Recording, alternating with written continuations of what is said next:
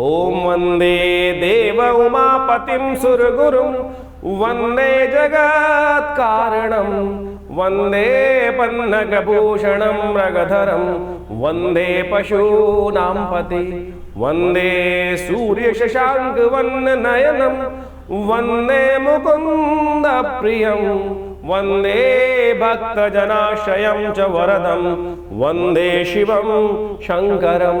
श्याम शिवाय नमः। नमस्कार, स्वागत है आपका आचार्य वाणी में। मैं आचार्य डॉक्टर विक्रमादित्य आपके साथ हूँ। आज का विषय हमारा है वृषभ राशि वालों के लिए जुलाई के आरंभ काल में ग्रहों का योगायोग क्या कह रहा है। ग्रहों का योगायोग जुलाई के आरंभ काल में वृषभ राशि वालों के लिए बड़ा सुंदर योग बनाकर तैयार है। इन दोनों शुक्र भी समझें, बृहस्पति भी समझें, आपकी राशि के दृष्टिकोण से कई अच्छे योग बनाते दिखाई दे रहे हैं। जहाँ तक कि शनि की बात करें, शनि वक्री होने वाले हैं, सूर्य परिवर्तन की तरफ जाने वाले हैं। कई ग्रहों के दृष्टिकोण से आपके लिए अच्छे योग बनते दिखाई दे रहे हैं। बस आपको अपनी शक्ति को पहचानने का प्रयास करना चाहिए। यदि गोचर के दृष्टिकोण से बात करें तो ग्रह आपके लिए कई मामलों में फेवरेबल योग बनाते दिखाई दे रहे हैं इस वक्त, और बृहस्पति के जागने से तो बहुत सारे रास्ते बनते दिखाई देंगे। पराक्रम के भी नए रास्ते आपके लिए बनते दिखाई दे रहे हैं। लेकिन ध्यान रखिएगा, शनि मंगल का षडाष्टक योग, शनि वक्री, ये आपको खास तौर पर दो धारी तलवार के ऊपर चलवाने के योग बना रहे हैं। आपने बोला तो क्यों बोला, नहीं बोला तो क्यों नहीं बोला, ऐसे योग आपके लोग परेशान कर सकते हैं। ध्यान रखिएगा, इन दिनों आपकी राशि के दृष्टिकोण से ऐसे हो सकते हैं, बहुत सारे कैरेक्टर ऐसे आपको टकराने वाले हैं। आपने एडवाइस दी थी तो क्यों दी, आपने बद्दुआ लगा दी मुझको, और नहीं दी तो आप जानते थे, आपने क्यों नहीं कहा। ये यानी इधर से नहीं ले जाएंगे, उधर से नहीं ले जाएंगे, और आपको ऐसी विडंबनाओं में फंसने के योग बनते दिखाई दे रहे हैं। तो आपको समझना होगा कि चाल कैसी है। हाँ, शनि का वक्री होना, साथ साथ षडाष्टक योग बनाना, इसके लिए खास उपाय करने की ज़रूरत है। वो उपाय भी हम आपको बता रहे हैं, समझने किस प्रकार से कौन से उपाय कैसे आपके लिए समस्त कष्टों का निवारण करने का योग बनाएंगे। सूत्र है बहुत सुंदर, तो उसको समझ लेंगे तो अच्छा रहेगा। सिलसिलेवार तरीके बात करते हैं। पहले हम बात कर लेते हैं 11 तारीख की। 11 तारीख यानी 11 जुलाई शुक्रवार का अवसर, प्रतिपदा है। सावन का महीना इस दिन से आरंभ हो रहा है। सावन का महीना शिव को प्रसन्न करने का महीना है। भगवान विष्णु शेषशैया पर विश्राम के लिए चले जाते हैं। सत्ता शिव के हाथ में होती है, और जो शिव को प्रसन्न करने का प्रयास करता है, शिव उन पर कृपा कर देते हैं। ये सुंदर सूत्र है शास्त्रीय दृष्टिकोण से। ग्रह इन दिनों खासतौर पर आपकी राशि के दृष्टिकोण समझे तो सुबह थोड़ी हल्की दिखाई देती है, बंधन युक्त रहेगी, दिमाग में विचार नहीं आएंगे, बंधा बंधा महसूस होगा। लेकिन जैसे जैसे सूर्य आगे बढ़ेगा, दोपहर होगी, नया धार्मिकता, सरलता आपके अंदर उदय होती दिखाई देगी, जो आपके लिए कार्य बनाने के रास्ते देगी। कांवड़ यात्रा आरंभ करने का इस दिन से मुहूर्त आरंभ हो रहा है। आप अपनी शिव की भक्ति में थोड़ा ध्यान लगाइए, देखिए आपकी किस्मत भगवान अपने आप चमका देंगे। इस बात का ध्यान रखें। इस दिन मुहूर्त दिखाई देता है कांवड़ धारण करने का और कांवड़ यात्रा आरंभ करने का। देखिए, जीवन में कुछ नहीं निकलता हाथ से। हम लगे रहते हैं कि कैसे काम को छोड़कर भगवान की आराधना में कर लें। थोड़ा टाइम निकालिए। बहुत सारे काम संसार में ऐसे होते हैं जो आपके लिए बने ही नहीं होते, लेकिन फिर भी भगवान की कृपा से वो आपको मिल जाते हैं। आपने कर्म नहीं क्यों किया उसके लिए, ये है कृपा भगवान की। तो करके देखें, एक्सपेरिमेंट करके देखें। इस सावन श्रद्धा के साथ आपकी राशि के दृष्टिकोण से यदि आप चाहते हैं, समय है, अनुकूल है, और इसको लाभ लेना चाहते हैं, तो बृहस्पति इत्यादि समस्त ग्रह आपको लाभ देने के लिए बैठे हैं। समर्पण शिव के लिए करने का प्रयास करें, शिव सत्य है और संपूर्ण मनोरथ सिद्ध करने वाले हैं। 12 तारीख शनिवार का अवसर, द्वितीय तिथि विद्यमान है। ग्रह नक्षत्रों के दृष्टिकोण से देखें, अशून्य व्रत इस दिन किया जाता है, यानी आकांक्षाओं को पूर्ण करने के लिए भगवान का व्रत पूरे महीने के लिए इसमें करने का शास्त्र में नियम है। ग्रह नक्षत्रों के दृष्टिकोण से ग्रह योग आपके लिए धर्म का उदय करते दिखाई दे, धर्म की तरफ आस्था जागती दिखाई दे रही है। और जब धर्म की तरफ इच्छा जागे ना, समझ लो कहीं ना कहीं पुण्य जाग रहे हैं, और बड़ी मुश्किल से जैसे ही मन में भाव जागे तुरंत शुभ कर्म करने की तरफ जाना चाहिए। लेकिन ध्यान रखिएगा, कुछ बदमाश लोग हैं जो अननेसेसरी आपके मनोमस्तिष्क में विचार नेगेटिव डाल सकते हैं। तो जैसे ही शुभ करने की इच्छा हो उसको कार्य कर लें। नेगेटिव बात मन में मत लाने दीजिएगा। नेगेटिव करोगे तो नेगेटिव होगा, पॉजिटिव करोगे तो पॉजिटिव होगा। ये ग्रहों का योग बन रहा है। खास तौर पे 2-3 दिन के लिए ऐसा योग बनकर तैयार है। ध्यान रखना, अच्छे कार्य करना, नेगेटिव बात मत सोचना। नेगेटिव बात आए तो उसको अवॉइड कर देना। किसी काम को जाने से पहले, करने से पहले सोचोगे कि शायद नहीं होगा तो नहीं होगा, पॉजिटिव सोच के जाना, बोलो होगा, करके आएंगे, तो ये भाव रखोगे तो हो जाएगा काम। शनि को मनाओ। शनि को मनाने के लिए सावन के महीने में तेल से भगवान का अभिषेक करें, कल्याण होगा।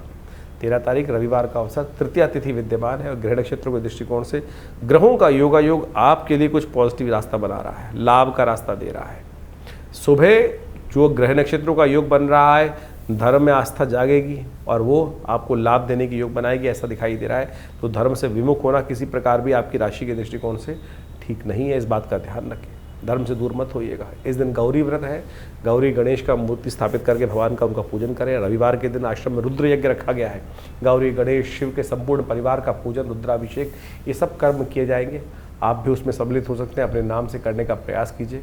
और इस दिन कांवड़ यात्रा का आरंभ करने का, कांवड़ धारण करने का मुहूर्त भी बन रहा है, लेकिन वो बन रहा है करीब करीब 1:30 से पहले पहले, यानी 1:30 बजे से पहले पहले। तो उसका यात्रा को आरंभ करें, शुभ होगा, आपके लिए कल्याणकारी योग बनाएगा। 14 तारीख सोमवार का अवसर, चतुर्थी तिथि विद्यमान है और इस दिन सावन का पहला सोमवार है। ग्रह नक्षत्रों के दृष्टिकोण से ग्रहों का योगायोग जो दिखा रहा है वो आपके लिए खास योग बना रहा है। पॉजिटिव रहिए, नेगेटिव ना सोचें, और साथ साथ मेहनत जितनी उतना लाभ गारंटीड बनता दिखाई दे रहा है। किसी व्यक्ति की हिम्मत नहीं है इस वक्त कि आपकी मेहनत का फल कोई और ले जाए, ऐसे ग्रह योग आपकी राशि में बनते दिखाई दे रहे हैं। बृहस्पति पूर्ण शिद्दत से आपकी राशि में सम्मान पद देने की योग बना रहे हैं। तो ऐसे में इसको लाभ ग्रहण करने का आपको प्रयास करना चाहिए। केवल राहु को कंट्रोल करने का प्रयास करें। राहु ठीक नहीं चल रहे हैं इन दिनों आपकी राशि में, जो आपके दिमाग को बंद करते दिखाई दे रहे हैं। बाकी सब ग्रह ठीक है, लेकिन राहु भ्रमात्मक स्थिति लगातार आपके मन में उत्पन्न करते दिखाई दे रहे हैं। भ्रम से दूर हों। शाम के समय यदि हो सके तो जब सूर्य अस्त हो जाए तो उस समय, उसके जो प्रदोष काल हो, उस समय भगवान का रुद्राभिषेक करने का प्रयास करें। सावन का, जैसा हमने कहा, जो पहला सोमवार है, आश्रम पे उसी प्रदोष काल में बड़ा रुद्राभिषेक रखा गया है और दूध से दही से सबसे भगवान का अभिषेक होगा। आप भी उसमें सम्मिलित हो सकते हैं, अपने नाम से करा सकते हैं। आश्रम से गतिविधि जान लीजिए, भगवान की कृपा से कष्ट दूर होंगे। 15 तारीख मंगलवार का अवसर, पंचमी तिथि विद्यमान है और इस दिन ग्रहों का बड़ा परिवर्तन होने के योग है। शनि तेज गति से आगे बढ़ रहे हैं और ऐसे में शनि महाराज फिर वक्री होने जा रहे हैं, नेगेटिव होने जा रहे हैं। ध्यान रखना पड़ेगा। लाभ के रास्ते पर चलते चलते कहीं ना कहीं गाड़ी पिछड़ती दिखाई दे रही है। ऐसे में आपको कहीं ना कहीं कर्मों पर ध्यान रखने की ज़रूरत है। कहीं सही दिशा में कर्म हो रहे हैं और नहीं हो रहे। बना बनाया लाभ कहीं ऐसा ना हो कि लाभ की स्थिति हम दोबारा चलते चले जाएं। शनि महाराज 4 महीने लगातार वक्री रहेंगे, ताकत में बहुत ज़्यादा हो जाएंगे और बुद्धि में कहीं ना कहीं अड़ियलपना डाल सकते हैं। तो शनि का उपचार करने की ज़रूरत है। इस पूरे महीने में सावन के सोमवार में इस पर खासतौर पर ध्यान रखें। सावन में शिव को प्रसन्न करने के लिए दूध में तिल डाल के, आपकी राशि के दृष्टिकोण से उपाय बता रहे हैं। दूध में थोड़े तिल डालें और उसके बाद भगवान शंकर का ओम नमः शिवाय जप करते हुए या तो अभिषेक करते रहें रोज, या फिर रुद्र अष्टाध्यायी का किसी योग्य ब्राह्मण के द्वारा नित्यप्रति अपने लिए करवा लें, क्योंकि 4 महीने का समय है ये 4 महीने का समय कहीं ना कहीं कष्ट दे सकता है और ये लगातार नेगेटिव होते 4 महीने तक वापस जाएंगे और 0 अंश तक जाएंगे वापस। तो बना बनाया काम लाभ की रास्ते पर नेगेटिव ना कर दें, इस बात का ध्यान रखने की ज़रूरत आपको रहेगी। तो इसका उपाय लगातार करते रहेंगे तो अच्छा रहेगा। 16 तारीख बुधवार का अवसर, षष्ठी तिथि विद्यमान है। ग्रह नक्षत्रों के दृष्टिकोण से शनि और चंद्रमा की युति आपकी राशि में बनती दिखाई दे रही है। चंद्रमा वैसे ही नेगेटिव है और मन भी कहीं ध्यान रखने की ज़रूरत है। विचार को थोड़ा नेगेटिव ना होने दें, इस बात का थोड़ा ध्यान रखते हुए कार्य करेंगे तो अच्छा रहेगा। ऐसे में सूर्य भी परिवर्तन की तरफ जा रहे हैं आपकी राशि के दृष्टिकोण से। सूर्य थोड़े से आपकी राशि में जहाँ जा रहे हैं वो कहीं ना कहीं थोड़ी उग्रता देते दिखाई देंगे, थोड़े पराक्रम में कहीं ना कहीं थोड़ी उग्रता देते दिखाई देंगे। ऐसे में थोड़ा ध्यान रखते हुए कार्य करने की ज़रूरत है। शीतला माता का पूजन किया जाता है। इस दिन थोड़ा दूध युक्त जल लेकर शिव परिवार का संपूर्ण उनका अभिषेक करेंगे तो वो आपके लिए अच्छा रहेगा। और उस जल को एकत्र कर अपने घर में थोड़ा थोड़ा छींटा लगाने का प्रयास कीजिएगा, तो घर में जो भ्रमात्मक स्थिति है उससे थोड़ा दूर होने का रास्ता आपको प्राप्त होगा। 17 तारीख रविवार बृहस्पतिवार का अवसर है और उस दिन सप्तमी तिथि विद्यमान है। ग्रह नक्षत्रों के दृष्टिकोण से ग्रहों का योगायोग आपके लिए लाभ की स्थिति को दिखा रहा है। ग्रह पॉजिटिव बनता दिखाई दे रहा है, कहीं ना कहीं उसका लाभ आप ले सकते हैं। हो सके तो भगवान इस दिन आपकी राशि के दृष्टिकोण से पीली चीज़ों का दान करना आपके लिए अच्छा रहेगा। गौशाला में थोड़ा हो सके तो पीली चने की दाल को भिगोकर उसको दान करने का प्रयास करें, भगवान का आशीर्वाद आपको मिलेगा। 18 तारीख शुक्रवार का अवसर, अष्टमी तिथि विद्यमान है और इस दिन ग्रहों का योग आपकी राशि के दृष्टिकोण से यदि बात करें थोड़ा हल्का दिखाई देता है। बुध भी चलते चलते ये भी वक्र गति को प्राप्त कर रहे हैं और ऐसे में बुध की वक्र गति जो है वो कहीं ना कहीं जो आपकी जो मेहनत है उस पर पानी फेर सकती है। कहीं ऐसा ना हो कि बने बनाए काम को आपको दोबारा करना पड़ जाए, ऐसे योग बनते दिखाई दे रहे हैं। तो चीज़ों को दोबारा एक रीचेक करने की ज़रूरत दिखाई देती है। ऐसे में ग्रह नक्षत्र मन में विचार आ सकता है कि क्यों ना मैं रीचेक कर लूँ। तो कई बार रीचेक करना अच्छा होता है, कई बार रीचेक करना कई बार नुकसानदायक भी, टाइम को व्यर्थ बर्बाद भी कर देता है। तो चीज़ों को अच्छे से एनालाइज करके काम करने की ज़रूरत है। आपकी राशि के दृष्टिकोण से इस दिन आपको विशेष तौर पर कांवड़ धारण करने का मुहूर्त भी बनता दिखाई दे रहा है, तो उसका लाभ लीजिए। भगवान शिव की तरफ अर्पित करने का प्रयास करें। गाय के दूध का दान करना, गौशाला में ज्वार का दान करना, हरे चारे का दान करना आपके लिए बड़ा अच्छा लकी रहेगा इन दिनों। 19 तारीख शनिवार का अवसर, नवमी तिथि विद्यमान है। ग्रह नक्षत्रों के दृष्टिकोण से इन दिनों शनि वक्री चल रहे हैं, और शनि की वक्रत्व जो होता है वो कहीं ना कहीं आगे बढ़ती हुई गाड़ी को पीछे खींच सकता है। तो ऐसे में आपको शनि को थोड़ा संभालने की ज़रूरत है। इस दिन हो सके तो हनुमान जी के मंदिर में जाकर उन्हें चूल्हा अर्पित करने का प्रयास कीजिए। हो सके तो काले तिलों का दान करने का प्रयास करें। कहीं यज्ञ इत्यादि हो रहे हों तो वहाँ कोशिश करें अपनी सामर्थ्य के अनुसार से काले तिलों का दान करेंगे तो यज्ञ के लिए अच्छा रहेगा। 20 तारीख रविवार का अवसर, दशमी तिथि विद्यमान है। ग्रह नक्षत्रों के दृष्टिकोण से योग आपके लिए कहीं ना कहीं नया उत्साह का बनता दिखाई दे रहा है। चीज़ों को नए रूप से देखना, नए रूप से उत्साह के साथ करना, वो आपके लिए कहीं ना कहीं आपकी योग्यता में 4 चांद लगाने के योग बना सकता है और चीज़ों को लाभ की तरफ आपको ले जाता दिखाई देगा। तो इस प्रकार से सावन के आरंभ काल में ग्रहों की गणना आपके समक्ष हमने रखी।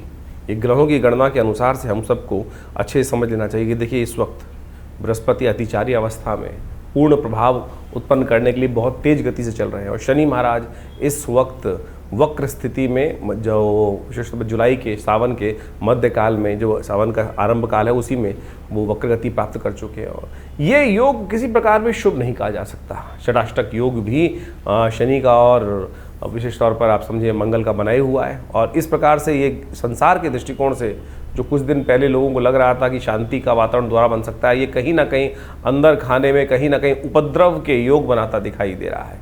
कहीं ना कहीं आने वाले समय में कुछ ना कुछ अशांति का वातावरण भयावह स्थिति में बनता दिखाई देगा। कुछ ना कुछ उपद्रव कहीं ना कहीं उत्पन्न होने के योग अच्छे खासे बनते दिखाई देंगे। इसके बाद शनि मंगल का टकराव भी आरंभ हुआ चाहता है।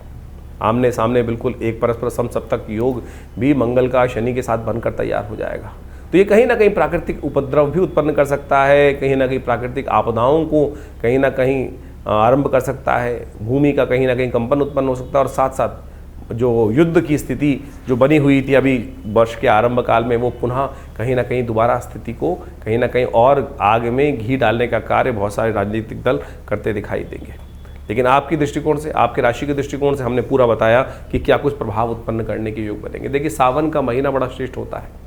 सावन का महीना संपूर्ण रूप से भगवान को अपने जो कर्म को समर्पित करने का माना जाता है, और जा पर कृपा राम की हुई ता पर कृपा करहीं सब कोई, इस भाव का ध्यान रखना चाहिए। भगवान इस पर प्रसन्न हो जाएंगे। और भारतीय संस्कृति में तो सोचें कितने सुंदर सुंदर रूप से अनेक अनेक उदाहरण उपस्थित करके ये भाव समझाए गए हैं कि जीवन में जो हम कर्म करते हैं उसका भोग हमको प्राप्त होता है, शुभ अशुभ जैसे भी कर्म हो। अब शुभ तो हो जाए और उसके द्वारा हमारे जीवन में शुभ का आगमन बन जाए तो बहुत अच्छा है, लेकिन यदि अशुभ कर्म हमारे द्वारा मनसा वाचा कर्म 3 प्रकार के कर्म शास्त्र में बताए गए हैं। और कई बार क्या होता है कि हम बहुत ज़्यादा कॉन्शियस होकर कार्य करने का प्रयास करते हैं तो बहुत सारी चीज़ें शुभ करने की तरफ प्रवृत्त हो जाते हैं। कई बार धर्म व्यक्ति जब निष्ठ व्यक्ति होता है, लेकिन कई बार अनायास ही बहुत सारे दुष्कर्म हो जाते हैं। अब उनसे मुक्ति का मार्ग किस प्रकार से बने? हमारे यहाँ संसार में विशेष तौर पर इस बात को समझना चाहिए कि हर धर्म में, हर पंथ में कहीं ना कहीं इस भाव को रखा गया है कि दुष्कर्मों से मुक्ति किस प्रकार से हो। बहुत सारे लोगों ने इसको भ्रांतिवश अनेक अनेक स्वरूप में उपस्थित कर दिया। आप समझें कि उस कर्म से, दुष्कर्म से मुक्ति के लिए ही कई जगह क्या होता है कि कहीं पाप आ गया, कष्ट आ गया तो क्या करते हैं। आप देखें विभिन्न देशों के अंतर्गत अनेक अनेक प्रकार से उदाहरण उपस्थित किए जाते हैं। कहीं बलि, कहीं कुर्बानी, कहीं कुछ और, यहाँ तक कि कहीं कहीं अनेक अनेक मतों में अनेक अनेक प्रकार के उल्टे सीधे कर्म भी बहुत ज़्यादा करते हैं। लेकिन भारतीय संस्कृति में सोचे कितना सुंदर भाव कहा गया है।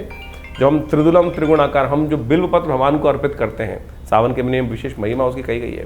त्रिदुलम त्रिगुणाकारम त्रिनेत्रम च त्रिधायुधम त्रिजन्म पाप संहारम बिल्वपत्रम शिवार्पणम।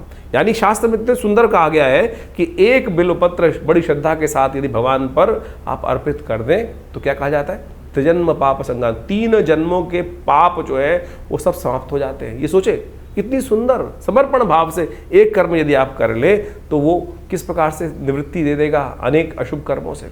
और तो और बड़े बड़े सुंदर मंत्र कहे गए हैं। सौराष्ट्रे सोमनाथम च श्रीशैले मल्लिकार्जुनम उज्जैन्यम महाकाल, ये भगवान की वंदना है। और कहा गया अंत में सप्त जन्म कृतम पापम प्रातः स्मरणेन विनश्यति। यदि आप 7 जन्म के जो पाप हैं केवल इन जो आप जो द्वादश ज्योतिर्लिंग है इनके यदि नाम का स्मरण कर ले, सौराष्ट्रे सोमनाथम च श्रीशैले मल्लिकार्जुनम उज्जैन्यम महाकाल ओमकार ममलेश्वरम, ये इस प्रकार से कहा गया ना, सप्त जन्म कृतम पापम स्मरणेन विनश्यति। तो यानी अनेक जन्मों की जो पाप हैं, दुष्कृत्य है, उससे क्षय को जीवन से उससे निवृत्ति के योग बन जाते हैं। तो यानी इतना सुंदर व्यवस्था हमारे सनातन में बनाई गई है। इसका कहने का तात्पर्य इस ज्योतिष के कार्यक्रम में ये है कि आपके जीवन में जो कष्ट है उससे निवृत्ति के लिए ये सावन का महीना बड़ा श्रेष्ठ है। देव शयन हो जाता है, भगवान शंकर के हाथ में समस्त सत्ता आ जाती है। और ऐसे में यदि आप छोटे भी रूप में नित्यपति भगवान उनका सुंदर अभिषेक कर लें, एक बिलपत्र भगवान को अर्पित कर दें, तो आपके जो दुष्कर्म हैं उससे निवृत्ति का मार्ग बनेगा, शुभ कर्म का उदय होगा। और जब शुभ कर्म का उदय होगा तो पता जानिए क्या होगा, शुभ कर्म के उदय होते ही इस संसार में शुभता प्राप्त करने के योग बन जाएंगे, कष्टों से निवृत्ति के योग बन जाएंगे और अनेक प्रकार से आपके जीवन में जो कष्ट भोग रहे हैं उससे निवृत्ति का मार्ग बन जाएगा। इसलिए ये न के न प्रकारेण कैसे भी हो भगवान का सुंदर स्तवन इस सावन के महीने में अवश्य करने का प्रयास करें। विवेकानंद योगाश्रम में पूरे सावन के महीने पूरे 30 दिन नित्यपति भगवान का रुद्राभिषेक, दूध से, दही से, घी से, शहद से, अनेक औषधियों से, भस्म से, सब प्रकार से रुद्राष्टाध्यायी का पाठ करते हुए नित्यपति चल रहा है। आप भी उसमें सम्मिलित हों, कर्म करें, शुभ करें। देखिए क्या होगा, शुभ वातावरण बनाओगे ना तो अपने आप जीवन में शुभ का आगमन होता जाएगा। हमने वातावरण ही बड़ा विचित्र बना दिया है। हमारे मनोमस्तिष्क में कहीं ना कहीं छोटा सा भाव ऐसा आ गया है कि नहीं कुछ नहीं होता। अरे बहुत कुछ होता है, सब कुछ होता है। जरा पलट के देखो जीवन में कब कब किस किस प्रकार से हमने भगवान की कृपा से जीवन में उसका लाभ पाया है, ये सोचने की आवश्यकता है। तो इसलिए ज्योतिष में निवारण जो है वो प्रभु का नाम ही है, निवारण प्रभु का नाम ही है। उस निवारण के नाम को हमें स्मरण करने का प्रयास करना चाहिए। अनेक कथाएं शास्त्र में उपस्थित हैं, उन कथाओं को हमें समझते हुए कार्य करने का प्रयास करना चाहिए। एक शराबी था, उपनिषद में कथा आती है, जिंदगी में कभी परमात्मा के मंदिर नहीं गया, भगवान का नाम स्मरण नहीं किया, लेकिन जीवन था, जिया था। तो कई बार बहुत सारे जीवन में कई बार योग बन जाते हैं। कहा जाता है कि एक दिन वो नाचने वाली के पास जा रहा था और थोड़ा सा पान का बीड़ा हाथ में था और साथ में कुछ मालाएं थी, कुछ मीठा था हाथ में और कुछ ना कुछ नशा भी कर रखा था उसने। कहा जाता है कि बरसात का मौसम था, कहीं ना कहीं चलते वक्त रास्ते में ठोकर लगी, नशे में था, वो गिर पड़ा। बहुत देर तक गिरा पड़ा रहा। सुबह सुबह रात शाम से भोर होने की वेला आई, मंदिर में सामने जब उठा कुछ आवाज़ हुई तो सामने मंदिर था और सामने मंदिर में देखा तो शिवालय दिखाई दिया, भगवान शिव का शिवालय था वो। बस गिरता पड़ता कैसे ही पता नहीं भाव मन में क्या जागा, कोई पुण्य कर्म जागा होगा, भाव आया अरे ये जहाँ जा रहा था वहाँ के लायक तो रहे नहीं, मिट्टी लग गई, आज इन्हीं को चढ़ा देता हूँ। शिव साक्षात सामने विराजमान थे। गया और उस शिवलिंग पर वही पान का बीड़ा, मिट्टी लगा हुआ, मिट्टी लगी हुई माला भगवान को अर्पित कर दी और मंत्र जो टूटा फूटा याद था, कहीं सुन रखा था, ओम नमः शिवाय, और वही सुनते हुए वहीं भगवान पर अर्पित कर दिया वो सब सामग्री, उस मंत्र का उच्चारण करते हुए। देवयोग से उसी वक्त प्राण निकल गए, चोट लग चुकी थी ज़्यादा, और वहीं शिवलिंग पर ही वो गिर पड़ा और वहीं प्राण निकल गए। कालांतर में उसको यमराज के समक्ष उपस्थित किया गया और कहा गया कि यमराज महाराज, ये जीव आया है, लाइन में लगे हुए थे, नंबर आया तो पता चला चिरकाल तक इनको नरकादि लोकों में वास करना है। लेकिन एक बहुत सुंदर योग है, चित्रगुप्त ने बताया कि इनको 2.5 घड़ी का इंद्रासन प्राप्त हुआ है। 2.5 घड़ी का इंद्रासन, उस जीवात्मा की भी आंख खुल गई एकदम। उसको भी लगता था उसने कभी ज्ञानता में कोई शुभ कार्य में ज्ञान में किया ही नहीं था, जिंदगी भर कुछ गलत काम किए होते। मरने के बाद तो सबको ज्ञान होता है कि मैंने क्या किया क्या नहीं किया। ज्ञानवान जब जिंदा रहते हैं तब तो हमको होश ही नहीं रहता है हम जो कर रहे हैं वो शुभ है या अशुभ है, लेकिन आत्मा को तो सब कैलकुलेशन होकर पता चल रहा है ना, कहाँ जुड़ रहा है कहाँ नहीं जुड़ रहा। तो यही भाव उसकी आत्मा को जब जीवात्मा के रूप में वहाँ उपस्थित था तो कहा था हमने तो कुछ किया ही नहीं शुभ, तो हमको तो लाइन में जाना ही है, जहाँ जहाँ कड़ाई में डालोगे जो कुछ होगा, कुंभों में पड़ना है वो जाना ही है। लेकिन जैसे ही वहाँ एक भाव उत्पन्न हुआ कि 2.5 घड़ी का इंद्रासन, तो उसे पूछा गया, यमराज जी के समक्ष जब उपस्थित हुआ तो पूछा गया महाराज कहाँ जाओगे, नरक या पहले 2.5 घड़ी का इंद्रासन। उस जीवात्मा ने एक बड़ा विचित्र प्रश्न किया कि महाराज आज्ञा हो तो एक प्रश्न पूछना चाहता हूँ। धर्मराज जी ने कहा, आप आज्ञा है, आप धर्मराज के समक्ष उपस्थित हैं, जो आप चाहेंगे उसका जवाब दिया जाएगा। बोले मेरी मति में मुझे ऐसा कोई कर्म याद नहीं जिससे मुझे ऐसा कोई शुभ हो कि मुझे 2.5 घड़ी का इंद्रासन का सुख प्राप्त होने का योग बना हो। तो धर्मराज ने कहा कि चित्रगुप्त जी बताएं इनको कौन सा कर्म इन्होंने ऐसा किया। तो कहा, महाराज इन्होंने एक मरते वक्त अंतिम में सांस लेते हुए भगवान पर इस प्रकार से इस अवस्था में मनसः वाचा कर्मणा, तीनों रूप में इस संसार से निवृत्त होकर भगवान के श्री चरण में समर्पित होते हुए प्राण को त्यागे और इस भाव से उन्होंने सब कुछ अपना संपूर्ण भगवान को समर्पण कर दिया। तो बताया गया भाई ये कर्म का आपने किया, इसी कारण से, इस छोटे से कर्म के कारण से आपको 2.5 घड़ी का इंद्रासन प्राप्त हुआ है।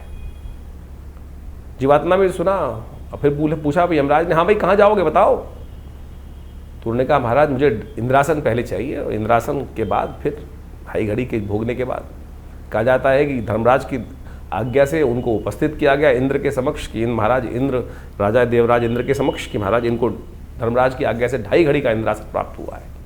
और सत्य माने इंद्र वहाँ से उतरे जो उस वक्त स्थित पे थे। ये शास्त्रोक्त कथा है, उपनिषद में आई हुई कथा है, ये किसी की बनाई हुई कथा नहीं है। मेरी और आपकी मतियों को ठीक करने के लिए जो हमारे संसार में विशेष तौर पर मति अलग अलग प्रकार से हो जाती है, उन भ्रमों को ठीक करने के लिए संसार में हमारे ऋषियों के द्वारा एक कथा उपस्थित की गई है उपनिषदों के अंतर्गत। जब वो वहाँ उपस्थित हुआ 2.5 घड़ी का इंद्रासन के लिए उसका अभिषेक हुआ, संकल्प लिया गया और पूरी तरह से राज्याभिषेक जिस प्रकार से होना चाहिए उस प्रकार से उनको वहाँ पूरी तरह से विधि विधान का पालन करते हुए समस्त संस्कारों को करते हुए उनको 2.5 घड़ी का इंद्रासन के लिए, और जैसे ही वो इंद्र पद पर आसीन हुए वहीं नित्य गंधर्वों का, अप्सराओं का आरंभ हुआ चाहता था। उन्होंने सब रोक दिया, बोले मैं इंद्र हूँ, रुको सब, ये कुछ नहीं होगा। और बोला जल लाओ। जल लाया गया और जल पे संकल्प लिया और कहा ये उच्च श्रवा घोड़ा शुक्राचार्य को दान करता हूँ, कामधेनु गाय वशिष्ठ को दान करता हूँ, समस्त निधियों को दान करना शुरू कर दिया। संसार जो भी स्वर्ग की उस इंद्र के साम्राज्य में जो जो निधियाँ थी संपूर्ण दान कर दी और अंत में सिंहासन से उठकर नीचे आया और कहा मैं इस वक्त इंद्र, ये मेरा गोत्र, मैं आज इस समय समस्त त्रिलोकी का ये साम्राज्य जो है, स्वर्ग जो है, ये भगवान शंकर के श्री चरणों में अर्पित करता हूँ। और बोला चलो अब कहाँ लेके चलते हो, जहाँ नरक आदि लोग चल रहे हैं चलो। फिर किसकी सामर्थ्य थी? तो आपके जो मन से मनेव बंधन कारण मोक्ष शास्त्र कहता है, तो समझो, इस विधि को समझो। तो इसलिए ये न कि न प्रकारेण किसी भी प्रकार से अपने वातावरण को, वो कब आएगी वो वेला जैसे हम श्रद्धा के साथ, विश्वास के साथ परमात्मा का स्मरण कर पाए। तो इसलिए ये जो सावन का महीना है ना, लोक के साथ साथ परलोक को भी सुधारता है। तो इसलिए सुंदर रूप से हम इस भाव को समझें और सावन के महीने में यथाउचित भाव से भगवान शंकर का सुंदर स्तवन जितना हो सकता है वो करने का प्रयास करें। जीवन में कल्याण का मार्ग बड़ी मुश्किल से मिलता है, बड़ी सुंदर से ये वेला आई है। आनंद भाव से परमात्मा का स्मरण करें और जैसा हमने आपको कहा कि जहाँ भी आप हैं वहाँ पर बैठ के करें, करवाएँ किसी रूप में। यदि आप आश्रम पे आ सकते हैं दिल्ली में तो बहुत सुंदर रहेगा आपके लिए। ये नित्य प्रति शाम को एक कार्यक्रम हमने रखा है पूरे 1 महीने तक। सोमवार के दिन विशेष कार्यक्रम रहेंगे, प्रदोष के दिन विशेष कार्यक्रम रहेंगे। उन सबकी सूचना समय समय पर जो लोग आश्रम से जुड़े हुए हैं उनको उनके व्हाट्सएप के माध्यम से प्राप्त दे दी जाती है। और आपको भी यदि चाहिए तो आप इन नंबर्स पर अपने मैसेजेस को भेजकर वो समस्त सूचनाएं आश्रम से मांग सकते हैं और हमारी वेबसाइट पर विजिट कर सकते हैं। acharyavickramaditya.com ये वेबसाइट है और समस्त फ़ोन नंबर से समस्त जानकारी प्राप्त करने के बाद जुड़े इन समस्त अपने समस्त जो हमारे आश्रम में गतिविधि कार्यविधि की जाती हैं। ये अध्यात्म का सुंदर मार्ग है। नित्य प्रति आश्रम पे 8 घंटे करीब यज्ञ रहता है। माँ भगवती का सुंदर श्री विग्रह विराजमान है जो 500 साल पुराना दिव्य श्री विग्रह है। तो आप कोशिश करें ज्योतिष को केवल नग बेचने वाला कार्य ना करें। ज्योतिष एक ऐसा विषय है कि जिससे हमको सीधा रास्ता प्राप्त होता है, समर्पण भाव का ज्ञान हमें प्राप्त होने का रास्ता बन जाता है। आशा है आप इन समस्त सिद्धांतों को समझकर, अध्यात्म को समझकर ज्योतिष विज्ञान को भी अपने जीवन में स्थान देंगे और उनके विभिन्न जो पद्धतियां हैं, उपाय हैं, वो सब हम आपके समक्ष लगातार रखते रहते हैं।